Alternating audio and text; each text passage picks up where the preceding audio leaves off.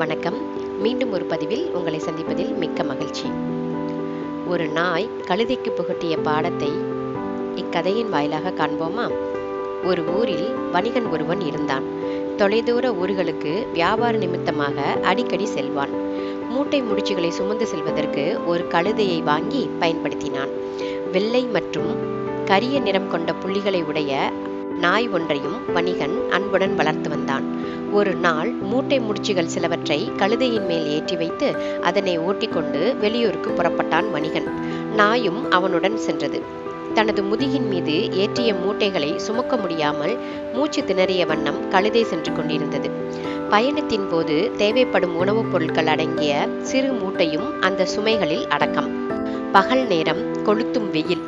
வணிகனுக்கு தண்ணீர் தாகம் எடுத்தது.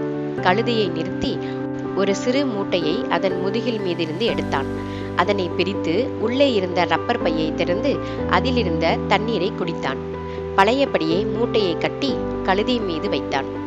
தொடர்ந்து பயணம் மேற்கொண்டான். சற்று தூரம் சென்றதும் மரங்கள் அடர்ந்த பசுமை தவழும் இடம் தென்பட்டது. சற்று இளைப்பாரி செல்லலாம் என்று வணிகன் எண்ணினான். ஒரு மரத்தடியில் அமர்ந்து உறங்கத் தொடங்கினான் வணிகன். பெருமளவு சுமையை சுமந்து கொண்டு நடந்து வந்த களைப்பால் கழுதையும் சற்று இளைப்பாற எண்ணியது. அருகில் இருந்த பசும் புல்வெளி கழுதையின் கண்ணில் பட்டது. மெதுவாக நடந்து சென்றது. கழுதை மிகவும் குஷியாக புல்லை மேய்ந்து கொண்டிருந்தது. கழுதையின் எஜமானன் வணிகன் நன்றாக தூங்கிக் கொண்டிருந்தான். நாய்க்கு பசி எடுக்க ஆரம்பித்தது. தூங்கிக் கொண்டிருந்த தனது எஜமானை ஏக்கத்துடன் பார்த்த நாய் தனது வாளை ஆட்டியது. உறக்கத்தில் இருக்கும் வணிகனால் நாய்க்கு உணவளிக்க முடியுமா என்ன? நாய்க்கு ஒரு யோசனை தோன்றியது. அது கழுதை இருந்த இடத்தை நோக்கி சென்றது. கழுதையின் அருகே சென்ற நாய் கழுதையின் காதருகே தனது வாயை வைத்து, கழுதையே, எனக்கு மிகவும் பசியாக இருக்கிறது. மயக்கம் வரும் போல் தெரிகிறது. தயவு செய்து நீ சிறிது நேரம் கீழே படுத்துக்கொள்.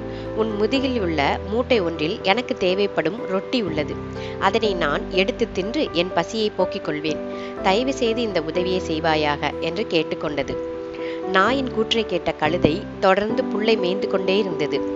நாயின் கூற்றை கழுதை ஒரு பொருட்டாக எடுத்துக்கொள்ளவில்லை. நாய் கழுதையை கெஞ்ச ஆரம்பித்தது. நாயின் பார்வை பரிதாபமாக இருந்தது.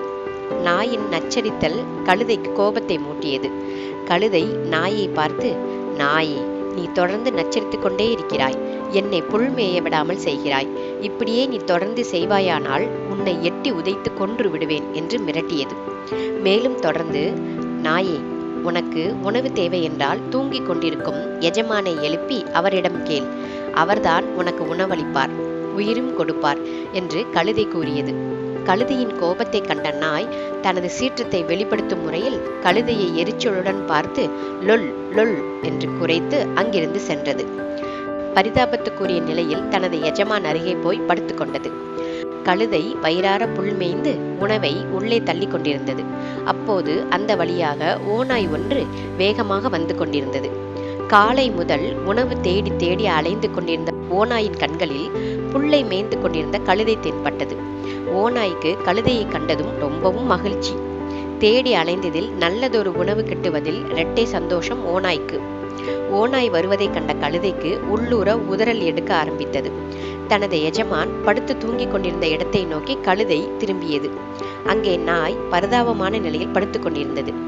நாயின் அருகே கழுதை சென்று, நாயே, உன் இனத்தை சேர்ந்தவன் ஒருவன் என்னை கொல்லப் போகிறான். அதோ வந்து கொண்டிருக்கிறது பார், ஓநாய் ஒன்று. தயவு செய்து என்னை காப்பாற்று என்று கெஞ்சி கேட்டுக்கொண்டது. நாய் கழுதையை பார்த்து, கழுதையே, உன்னுடைய உயிர் ஓநாயின் கையில் உள்ளது. உன் உயிரை காப்பாற்ற வேண்டிய எஜமான் தூங்கிக் கொண்டிருக்கிறார். அவர் தூங்கி எழுந்ததும் உன் கோரிக்கையை அவரிடம் சொல். அவர் நிறைவேற்றி வைப்பார் என்று கூறியது. நாயே, நன்றியுள்ள பிராணியே, நீ இப்படி சொன்னால் எப்படி?